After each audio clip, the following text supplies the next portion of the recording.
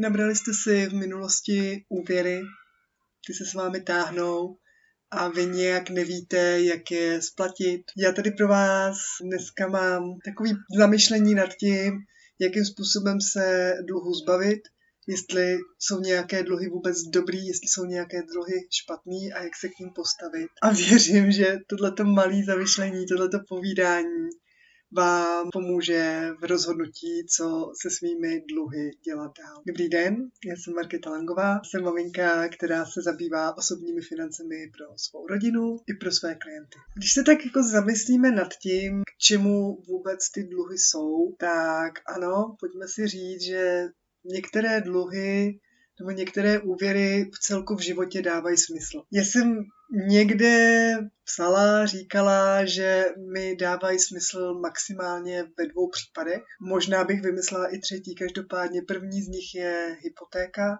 kdy lidé si berou úvěr na to, aby si pořídili vlastní bydlení, případně třeba někoho vyplatili v rámci dědictví a tak dále. Dalším důvodem, který mi trošku dává smysl, je, když se vám vysype auto a vy na tom autu jste prostě závislí životně a potřebujete ho, tak tam chápu, že si vezmete úvěr, nějakým způsobem se zadlužíte, tam jde o to, jestli vlastně víte, jestli vůbec ten úvěr jste schopni splácet, ale předpokládám, že by vám ho jinak nedali. No a poslední věc, dokážu si představit, že člověk se opravdu dostane do velmi svízelné životní situace, která nemusí být zaviněna úplně jim. Může se přihodit, že má před sebou fakt těžký rozvod, musí vyplatit svého předchozího partnera a ví, že ty peníze nemá našetřený, ale zároveň ví, že ty příjmy má dostatečný, takže dokáže ten úvěr splácet. To je takovej třetí malinkatá možnost, kdy si dokážu představit, že člověk si veme úvěr a je to čistě o tom, že zrovna ty peníze nemá našetřený a nutně je potřebuje, jinak bude mít prostě problém v tom životě. Asi tak všeobecně, kdybych se podívala na to, jaké úvěry si nechat, případně jestli dávají vůbec nějaký smysl, tak bych hodně vycházela z toho, jakou úrokovou sazbu ten úvěr má. A nemyslím jenom čistě úrokovou sazbu, asi bych se dívala i na RPSN z toho důvodu, že tam můžou být skryté různé poplatky, které v tom roce prostě platíte, nebo nemusí být skryté, ale prostě tam jsou. Pokud by vám zbývaly nějaké peníze a vy byste ten úvěr mohli umořovat rychleji, než tuto chvíli děláte, tak si zamyslete nad tím, pokud máte třeba úrokovou sazbu 3%, jestli v rámci investic nejste schopni na tom zhodnocení těch investic získat víc.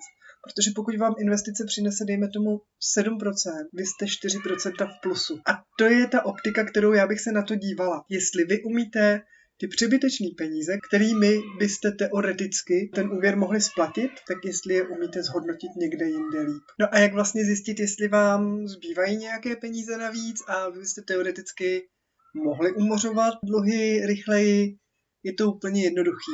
Prostě se podívejte na to, jaký máte příjmy, jaký máte výdaje, jestli máte nějaké výdaje, kterých se můžete zbavit, případně u nich můžete ubrat. A pokud se vám povede vytvořit nějaký přebytek, nějakou část, která by se dala použít na umořování dluhu, a jsou to ty horší dluhy, které jsou pravděpodobně dražší než je inflace, pravděpodobně možná dokonce ta úroková sazba je vyšší, než kolik byste dokázali získat na zhodnocení pomocí nějakých investic, tak začněte ty dluhy umořovat. Ty důvody jsou jednoduchý. Pokud vy si sebou v životě vlečete dluhy, ty vás bohužel stopují od toho, že si nemůžete jednoduše vytvořit finanční rezervu, ty vás jednoduše stopují od toho, že si nemůžete spořit nebo odkládat peníze někam stranou na vaše větší cíle a zároveň vás stopují od toho, aby byste se mohli připravovat na váš život v penzi, v důchodu, někde, kdy chcete mít už klídeček a chcete vědět, že těch peněz máte dostatek a nemusíte se strachovat o to, že musíte stále vydělávat, i když už jste prostě starší a zároveň se nemusíte bát toho, že náhodou stát vám přestane platit. Jaký ty možnosti toho umořování toho dluhu jsou? Samozřejmě můžete mít jeden dluh, pak je to asi dost jednoduchý, ale je spousta lidí, kteří těch dluhů mají mnohem víc, není to jenom jeden, a pak se na to můžete podívat 2 metodami. První z nich je metoda, kdy vy si ty úvěry srovnáte podle toho, jakou mají úrokovou sazbu, od té nejvyšší po nejnižší. A začnete umořovat od toho úvěru, který má nejvyšší úrokovou sazbu. Tím dosáhnete toho, že vlastně vy na tom úvěru přeplatíte díky té vysoké úrokové sazbě mnohem méně, pokud budete intenzivněji umořovat, a zbavíte se vlastně toho nejdražšího úvěru, který vám na tom úroku bere nejvíc, co nejdříve. Každopádně velmi často se stává, že úvěr s nejvyšším úrokovou sazbou zároveň nemusí být nejnižší, takže tam může hodně dlouho trvat, než ten úvěr umoříte. A může se stát, že se cestou demotivujete, nevydržíte to a vzdáte to, což je škoda.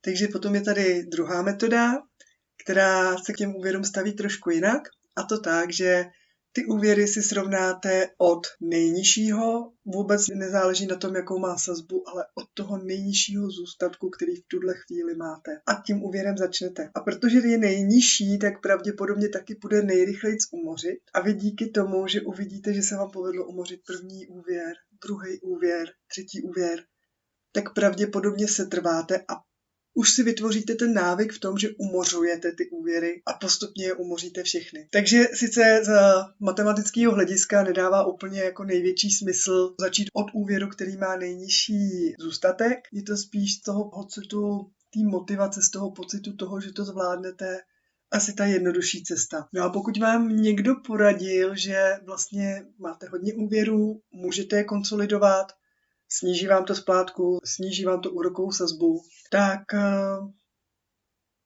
ano, může to dost často dopadnout dobře, ale z mého pohledu zase záleží na tom, v jaké fázi vy toho splácení jste. Může se přihodit, že máte úvěr, který má relativně vysokou sazbu, ale zároveň máte před sebou už jenom půl roku splácení.